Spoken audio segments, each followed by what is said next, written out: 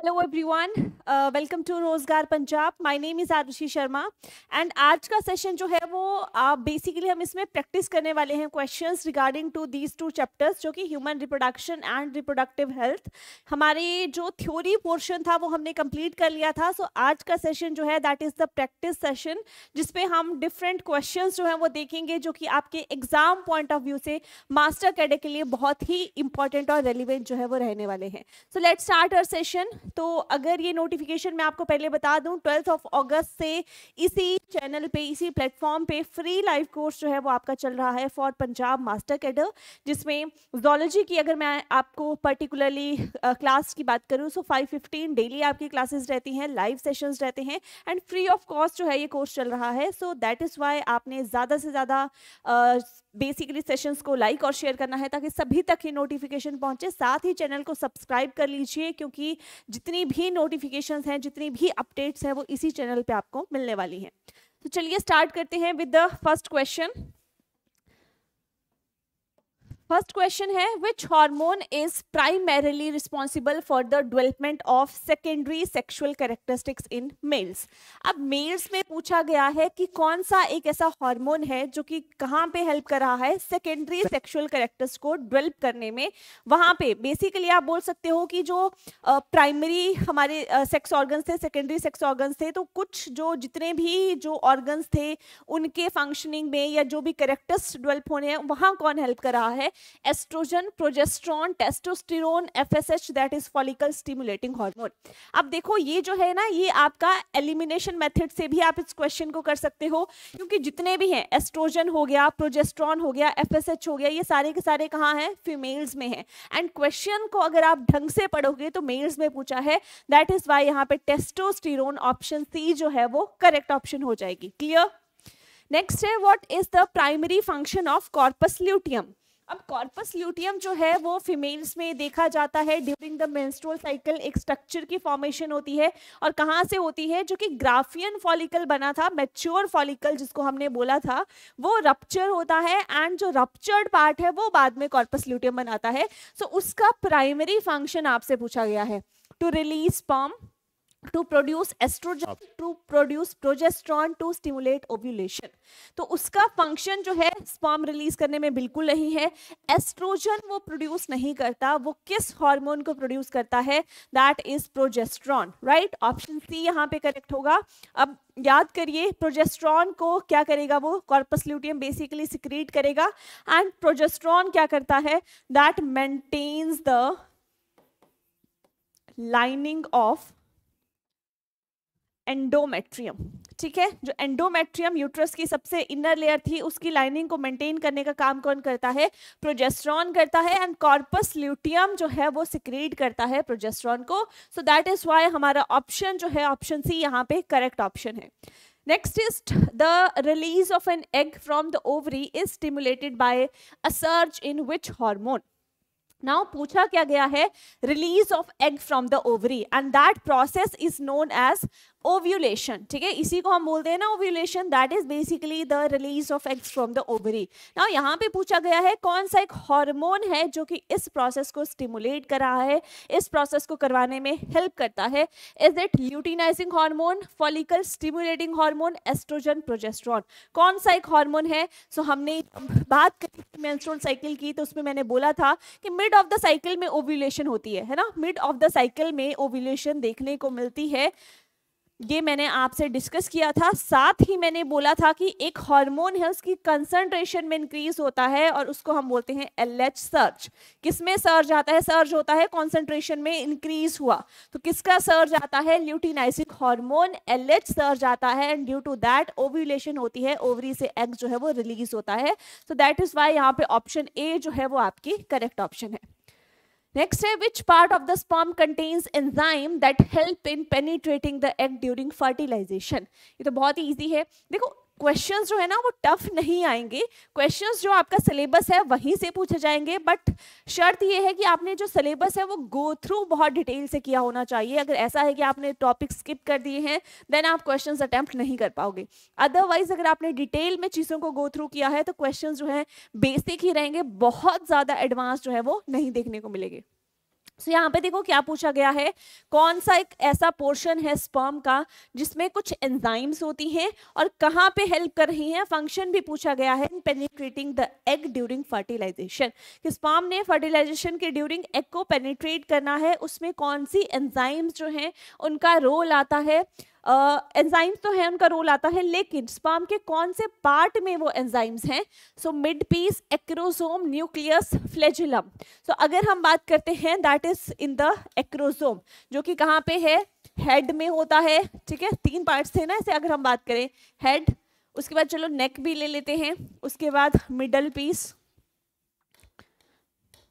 जो इंपॉर्टेंट बता रही हूं मैं। ठीक है, हेड में क्या था, एक्रोसोम, और एक्रोसोम में कौन सी एंजाइम्स थी, अगर मैं एंजाइम्स की बात करूं, हाइलुरोनिडेज, साथ ही एक्रोसिन, दोनों एंजाइम हैं, दोनों के नाम आपको पता होना चाहिए। ये एंजाइम जो है ये पेनिट्रेट करने में हेल्प करती हैं। नाउ ये 3 जो है इनके अदर फंक्शंस हैं, तो हो सकता है कोई क्वेश्चन इन पे हो तो हम उधर डिस्कस करेंगे। ठीक है, अभी जो है हेड से ही पूछा गया है। सो एक्रोसोम जो है that is the correct option. Enzymes extra है यहाँ पे मेंशन कर दिया गया है, हाइलुरोनिडेज एंड एक्रोसिन, ये भी आपको ध्यान में रखना पड़ेगा। नेक्स्ट है which hormone triggers the contraction of the uterus during child birth. जब क्या होता है, चाइल्ड बर्थ होता है, बेसिकली पार्च्यूरेशन के टाइम कौन सा हार्मोन जो है वो क्या कर रहा है, यूट्रस में कॉन्ट्रैक्शंस को ट्रिगर करने का काम करता है। जब हमने पार्च्यूरेशन पढ़ा था तब मैंने आपको बोला था कि बेसिकली क्या होता है, जो फीटस है वो कुछ रिफ्लेक्सेस देता है, फीटल इजेक्शन रिफ्लेक्सेस, राइट, मतलब वो सिग्नल्स देता है that I am ready to get out, right. तो उसमें होता क्या है, एक हार्मोन की सिक्रीशन होती है बाय द हाइपोथैलेमस, जो है वो एंटीरियर पिट्यूटरी को स्टिमुलेट करता है, वो एक हार्मोन को रिलीज करती है और उसके बाद वो हार्मोन यूट्रस को कॉन्ट्रैक्ट करवाता है। जैसे ही यूट्रस कॉन्ट्रैक्ट होगा उस हार्मोन की सिंथेसिस और ज्यादा होती है एंड वाइस वर्सा, चेन में ये चीज जो है वो चलती है। नाउ वही हार्मोन का नाम पूछा गया है, that is oxytocin, option number C. Next है in which part of the female reproductive system does implantation of the embryo occur. अब इम्प्लांटेशन जो है, इम्प्लांटेशन बेसिकली कौन से जो ऑर्गन है फीमेल रिप्रोडक्टिव सिस्टम का, कौन सा पार्ट है जहां पे इम्प्लांटेशन होती है, विच लीड्स टू प्रेगनेंसी, मतलब पर्टिकुलर आगे चल के पूरी की पूरी ग्रोथ जो है वो वहीं पे होने वाली है। सो कौन सा वो पार्ट है, cervix, vagina, fallopian tubes, uterus. अब देखिए अगर प्रॉपर इम्प्लांटेशन है, जो नॉर्मल हम बोलते हैं that is in the uterus. ठीक है, जो नॉर्मल प्रेगनेंसी होगी उसमें यूट्रस में इम्प्लांटेशन होगी, वहीं पे फर्दर डेवलपमेंट होगी, दैट इज कंसिडर्ड नॉर्मल। लेकिन इन केस क्या हो गया, इन केस फेलोपियन ट्यूब में ही जो ब्लास्टोसिस्ट है या रेदर से जाइगोट है, एम्ब्रियो है, वो इम्प्लांट हो गया, तो उसको हम बोलते हैं दैट इज एक्टोपिक प्रेगनेंसी। ये भी आपको टर्म जो है वो पता होनी चाहिए, क्या बोलते हैं हम, ectopic pregnancy, and that is abnormal. ठीक है, एबनॉर्मल, इसमें जो भी फिटस है, एम्ब्रियो है, that will not survive.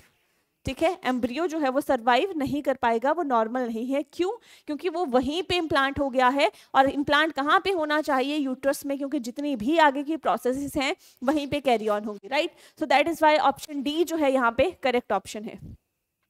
Next है which of the following is responsible for the production of milk after child birth.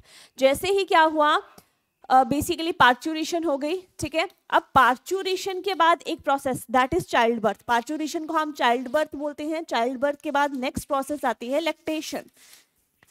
जो लैक्टेशन है that is you can say parturition is followed by lactation, मतलब parturition हुई, baby birth हुआ, उसके बाद next process आती है that is basically milk secrete करते हैं मैमरी ग्लैंड्स, तो उसको हम लैक्टेशन बोलते हैं। अब मैमरी ग्लैंड्स जो है वो मिल्क कैसे सिक्रीट करेंगे, ऐसे तो है नहीं कि खुद से ही चीजें होने लग जाती हैं, हार्मोनल कंट्रोल जो है पूरी बॉडी में ऑपरेट होता है।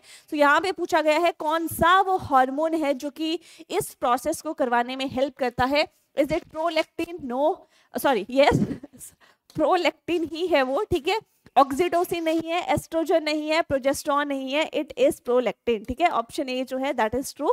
प्रोलैक्टिन क्या करता है, वो एक हार्मोन है जो कि मिल्क सिक्रीट करवाता है by the memory glands after parturition. Clear. Next, which of the following is a protective fluid-filled sac that surrounds and cushions the developing embryo? अब यहाँ पे पूछा गया है, जैसे प्लेसेंटा फॉर्म हुआ था ना, प्लेसेंटा के बहुत सारी लेयर्स थी, ठीक है, आउटर लेयर्स अगर हम बात करें, कोरियन हो गया, एमनियन हो गया, एलेंटोइस, ये सारी की सारी लेयर्स थी। अब पूछा क्या गया है कि इनमें से कौन सी लेयर है, एक फ्लूइड फिल्ड सैक है, फ्लूइड फिल्ड सैक है जो कि क्या कर रहा है, एम्ब्रियो को एक तो सराउंड कर रहा है, साथ ही कुशन कर रहा है, मतलब प्रोटेक्ट कर रहा है उसको।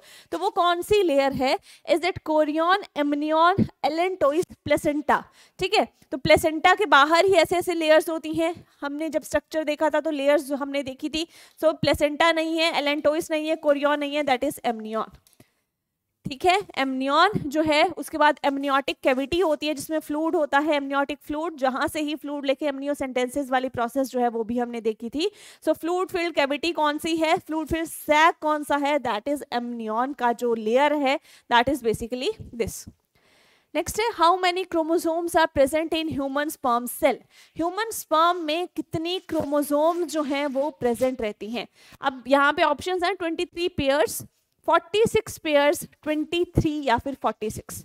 अब ये क्या है, ये पेयर्स हैं, 23 पेयर्स मतलब नंबर की अगर मैं बात करूं कितना हो गया, नंबर हो गया 46, क्यों, क्योंकि पेयर है, मतलब 23 + 23 that will be equal to 46। Now 46 करें अगर हम, ठीक है, दैट विल बी 92,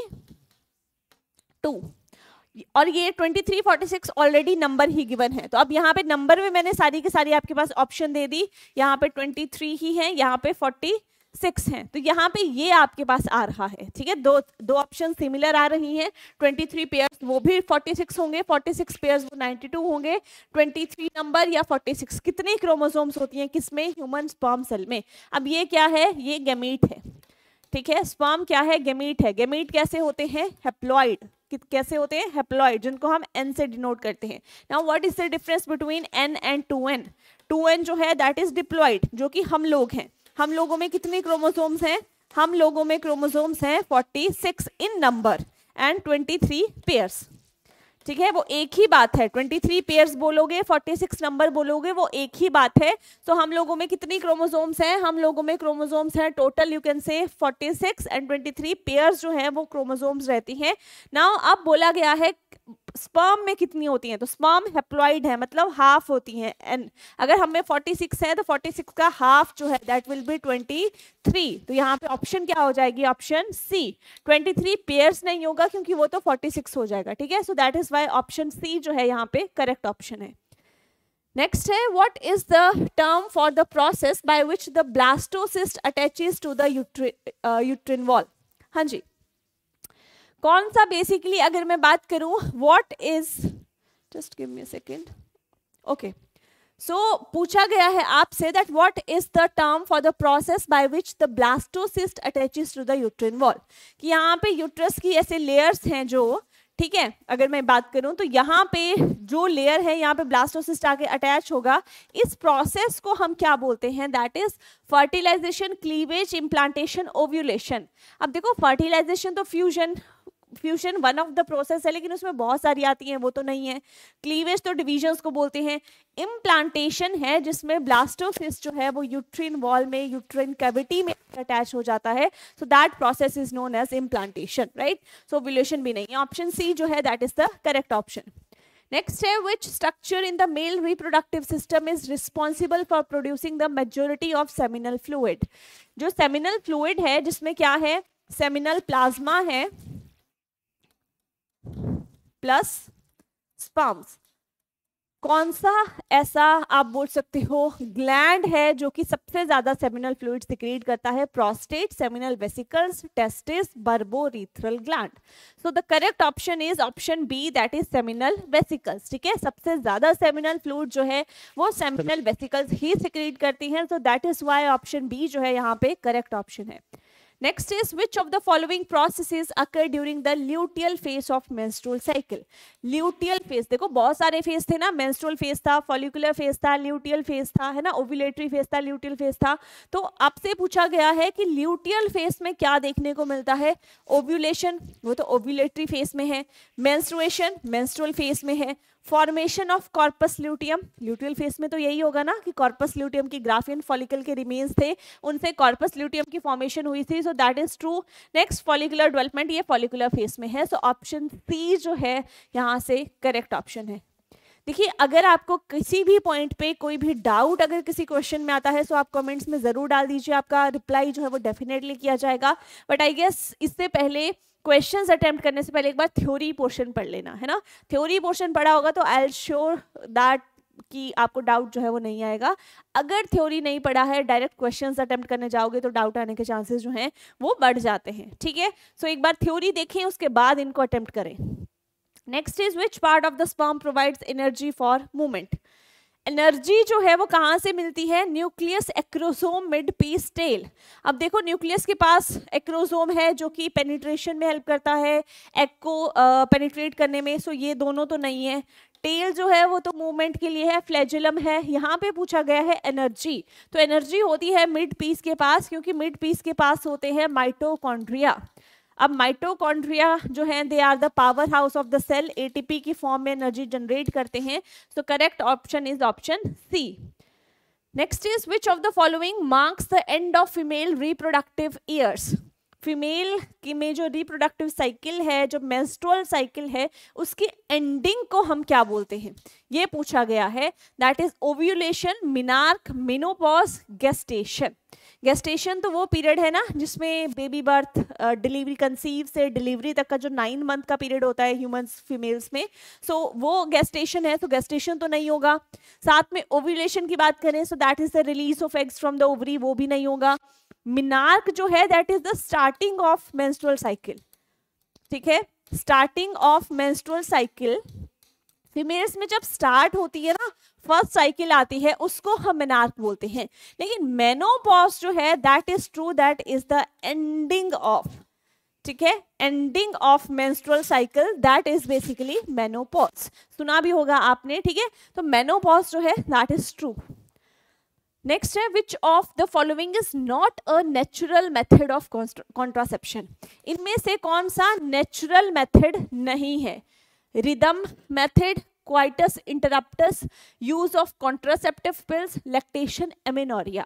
तो ये जितने भी है ना, रिदम मेथड हो गया, क्वाइटस इंटरप्टस हो गया, लैक्टेशन एमेनोरिया हो गया। लैक्टेशन एमेनोरिया क्या होता है? बेसिकली कि जब मदर जो है लैक्टेशन पीरियड में होती है, जब वो फीड कर रही होती है बेबी को, initially during the days after child birth, after parturition, तो मेंस्ट्रुअल साइकिल जो है वो नहीं देखी जाती। So that is why that is also considered as a method of birth control. लेकिन उसमें क्या है, 100% गारंटी जो है वो नहीं दे सकते, but to some extent that is basically considered as a method of birth control, right. So ये सारी क्या है, ये नेचुरल मेथड्स हैं। आपसे पूछा गया है कौन सा नेचुरल मेथड नहीं है, so that is use of contraceptive pills. इसमें क्या है, इसमें ये कोई नेचुरल नहीं है, आपको पिल्स लेनी पड़ेंगी। और वो पिल्स में क्या होता है, अगर इसकी कॉम्पोजिशन की बात करें, एस्ट्रोजन प्लस प्रोजेस्ट्रॉन हार्मोन्स जो हैं उसके कॉम्बिनेशन से ये पिल्स बनती हैं, and which helps in the birth control. Clear? So option C. Next है which sexually transmitted infection is caused by a bacterium. ठीक है, एसटीआई है, एसटीआई या फिर एसटीडीज बोल लीजिए। अब ये क्या है, ये वायरस भी कॉज कर सकता है, बैक्टीरिया भी कॉज करता है, डिपेंड्स, ठीक है, डिपेंड्स। तो अब यहाँ पे पूछा गया है कि कौन सा जो है वो बैक्टीरिया से पूछा गया है बेसिकली। अब देखो अगर हम एड्स की बात करें, ह्यूमन इम्यूनो डेफिशिएंसी वायरस, नाम में ही वायरस है, तो कहाँ से बैक्टीरिया करेगा? जिनाइटल हर्पीस, ये भी वायरस कॉज करता है। एचवीपी ह्यूमन पेपिलोमा वायरस, नाम में वायरस है। गोनोरिया जो है इसको बैक्टीरिया कॉज करता है। ये एसटीआई है, एसटीडीज या एसटीआईज एक ही बात है ना, इन्फेक्शन हो गया, यहाँ पे डिजीज हो गया। तो ये कौन कॉज कर रहा है basically? That is the one bacterium. कौन सा? गोनोरिया जो है वो डिसऑर्डर कॉज होता है बाय द बैक्टीरियम। बाकी जितने भी यहाँ पे मेंशन्ड है वो सारे के सारे जो हैं वायरस से कॉज होते हैं। Clear? Next, which hormone is present in most oral contraceptive pills. जितनी भी ओरल कॉन्ट्रासेप्टिव पिल्स हैं जो कि हम बर्थ कंट्रोल के लिए यूज करते हैं, उनमें कौन सा हार्मोन जो है उसकी कॉन्सेंट्रेशन जो है वो ज्यादा होती है, ये पूछा गया है। Estrogen, testosterone, LH oxytocin. देखिए यहाँ पे ऑक्सीटोसिन, LH इनका कोई रोल नहीं आता, टेस्टोस्टेरोन मेल्स में होता है, एस्ट्रोजन इसी के साथ अगर यहाँ पे प्रोजेस्ट्रॉन मेंशन्ड होता वो भी ट्रू होता, ठीक है। तो एस्ट्रोजन प्लस प्रोजेस्ट्रॉन दोनों, लास्ट में भी मैंने आपको बताया अभी, एस्ट्रोजन प्लस प्रोजेस्ट्रॉन, ठीक है। तो ये पिल्स आती हैं, ये कॉन्सेंट्रेशन रहती है। नेक्स्ट है which method is used to diagnose fetal abnormalities during pregnancy. Pregnancy में जो भी फीटल एब्नॉर्मेलिटीज होती हैं उनको आप कैसे डिटेक्ट कर सकते हो, कौन सी ऐसी प्रोसेस है जिसके थ्रू जो भी फीटल में एब्नॉर्मेलिटीज हैं उनको डिटेक्ट किया जा सकता है। Amniocentesis, tubectomy, intra uterine device insertion, pap smear. देखिए बाकी जितनी भी हैं उनका रोल यहाँ पे नहीं आता। एमनियोसेंटेंसिस है जिससे क्या किया जाता है, एमनियोटिक फ्लूइड लिया जाता है एंड वहां से चेक किया जाता है कि कोई भी फीटल में एब्नॉर्मेलिटीज जैसे कि जेनेटिक डिसऑर्डर्स, जैसे कि अगर मैं बात करूं डाउन सिंड्रोम, ठीक है, या कोई ऐसे और सिंड्रोम्स तो नहीं है, इनको चेक किया जाता है with the help of amniocentesis, right. Next है which of the following treatments is commonly used for individual diagnosed with infertility due to blocked fallopian tubes। अब देखो बोला क्या गया है कि fallopian tubes जो है वो blocked हैं, राइट। तो blocked है मतलब जो ओवरी सपोज करो एग रिलीज भी कर रही है ना, तब भी क्या हो जाएगा, fallopian tubes ब्लॉक्ड हैं, वो वहां तक पहुंच ही नहीं पाएगा एम्पुला तक, और स्पर्म जो है वो भी नहीं पहुंच पाएगा एम्पुला तक, ठीक है। तो अब दोनों ही नहीं पहुंच पाएंगे, या सपोज करो कि एग जो है वो पहुंच भी गया, दूसरी साइड से ब्लॉक्ड हैं तो वो स्पर्म को एंट्री नहीं करने देंगी, तो फर्टिलाइजेशन हो ही नहीं सकती। तो उसके लिए कौन सा मेथड जो है that is the best, tubectomy, no, उसमें तो हमें कॉन्ट्रासेप्शन वाला मेथड थोड़ी देखना है, हम तो फर्टिलाइजेशन वाला कर रहे हैं। Vasectomy no, contraceptive pills no, IVF in vitro fertilisation मतलब स्पर्म एग की बाहर फ्यूजन करवा दो लैब में, प्रॉब्लम सॉर्टेड, राइट। में इनफर्टिलिटी भी जाएगी एंड साथ ही साथ ब्लॉक्ड फैलोपियन ट्यूब्स, जो भी रीजन होगा जिसकी वजह से इनफर्टिलिटी थी उसका आपको सॉल्यूशन जो है वो IVF प्रोवाइड कर देगा। सो ऑप्शन बी। नेक्स्ट है which condition is characterized by the inability of the embryo to implant in the uterus due to structural abnormalities. क्या बोला गया है कि एम्ब्रियो जो है उसकी इनएबिलिटी हो रही है for what, to implant in the uterus, मतलब एम्ब्रियो जो है जो कि ब्लास्टोसिस्ट आया है वो यूट्रस में इम्प्लांट नहीं हो पा रहा, ठीक है, किसकी वजह से, स्ट्रक्चरल एब्नॉर्मेलिटीज की वजह से। तो उस कंडीशन को हम क्या बोलेंगे, that is endometriosis, polycystic ovary syndrome, ectopic pregnancy, cervical cancer. So उसको हम क्या बोलते हैं, दैट इज एक्टोपिक प्रेगनेंसी। अब वो करेगा क्या, अगर कोई भी स्ट्रक्चरल एब्नॉर्मेलिटीज हैं वहां इम्प्लांट नहीं होके फैलोपियन ट्यूब में ही इम्प्लांट हो जाएगा। और लास्ट टाइम भी अभी जो क्वेश्चन आया था मैंने आपको बताया कि कहीं भी अदर देन दैट अगर वो इम्प्लांट हो रहा है तो उसको हम एक्टोपिक प्रेगनेंसी बोलते हैं, विच इज नॉट नॉर्मल, वो एबनॉर्मल कंडीशन जो है उसमें देखी जाती है। So option C. नेक्स्ट है what does lactation amenorrhea refers to, the return of menstruation after childbirth, the absence of menstruation during breastfeeding, and infection of the mammary glands, the use of lactation as a contraceptive method। now lactation amenorrhea क्या होता है, जब भी mother lactation period में होती है तो menstrual cycle जो है वो उसमें नहीं देखी जाती, right. so that is the absence of menstruation during breastfeeding, option B, clear। Next है what is the purpose of vasectomy. अब वेसेक्टोमी का क्या पर्पस है, टू रिमूव द टेस्टिकल्स, क्या टेस्टिकल्स को रिमूव किया जाता है, no. To block the sperms reaching the urethra, बिल्कुल करेक्ट है कि सीमन तो रिलीज होगा लेकिन स्पर्म जो है, क्योंकि वेस्ट डिफरेंस जो है उनको कट करके टाई कर दिया जाता है, तो सीमन जो है बाकी ग्लैंड से सिक्रीशन होके जो सेमिनल प्लाज्मा है वो तो रिलीज होगा, स्पर्म जो है वो यूरेथ्रा तक नहीं पहुंचेंगे, क्योंकि यही तो परमानेंट सॉल्यूशन है फॉर द बर्थ कंट्रोल, ठीक है। So option B, prevent erectile dysfunction ये भी नहीं होता, एनहांस स्पर्म प्रोडक्शन ये भी नहीं है, ऑप्शन बी। नेक्स्ट है which hormone is commonly used to stimulate ovulation in women undergoing fertility treatments. अब देखो IVF में भी क्या होता है ना, फर्स्ट है that is over stimulation, over stimulation या यू कैन से मतलब hyper stimulation of the ovaries, ठीक है, hyper stimulation is the correct word, hyper stimulation of ovaries, ovaries की हाइपर स्टिमुलेशन करवाई जाती है ताकि क्या हो, ताकि एक से ज्यादा एग्स हमें मिले, क्योंकि हमने प्रोसेस जो है वो ऐसा नहीं है कि एक ही एम्ब्रियो बनाना है, सेफ साइड के लिए 3 4 5 जो है वो एम्ब्रियो रखते हैं जिनको फ्रीज कर देते हैं और एक को जिसको सेलेक्ट किया है which is the best one उसके साथ प्रोसीड करते हैं। इन केस कोई भी प्रोसीजर में प्रॉब्लम आती है तो फिर बैकअप में और एम्ब्रियोज जो है वो रहते हैं। तो यहाँ पे पूछा गया है कौन सा हार्मोन जो है वो ओव्यूलेशन को स्टिमुलेट फर्स्ट स्टेप के लिए जो है वो हेल्पफुल होता है, estrogen, progesterone, luteinizing hormone, follicle stimulating hormone. So the correct answer is FSH, that is follicle stimulating hormone, option number D. Next है which art technique involves directly injecting a single sperm into an egg? क्या है? Egg है, egg में single sperm को inject करके कौन सा process है? इन विट्रो फर्टिलाइजेशन, उसमें तो दोनों को बाहर फर्टिलाइज करवाया जाता है।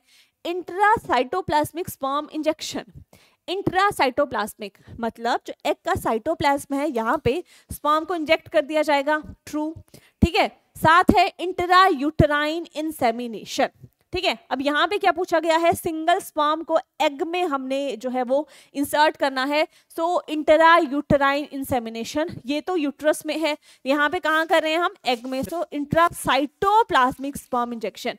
जिफ्ट जो है वो भी नहीं है क्योंकि gift is zygote intrafallopian transfer, ठीक है, ऑप्शन बी। नेक्स्ट है which of the following is potential complication of ovarian hyperstimulation during art procedures.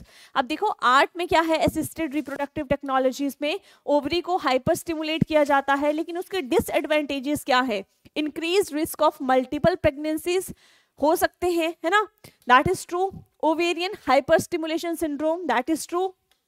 Next है ओवेरियन टॉर्जन, ये भी हो सकता है, मतलब D, all of the above, सारे ही ये देखने को मिलते हैं, सो ऑप्शन डी जो है that is the correct option. Next है which of the following is a key difference between IVF and IUI, intrauterine insemination, क्या डिफरेंस है?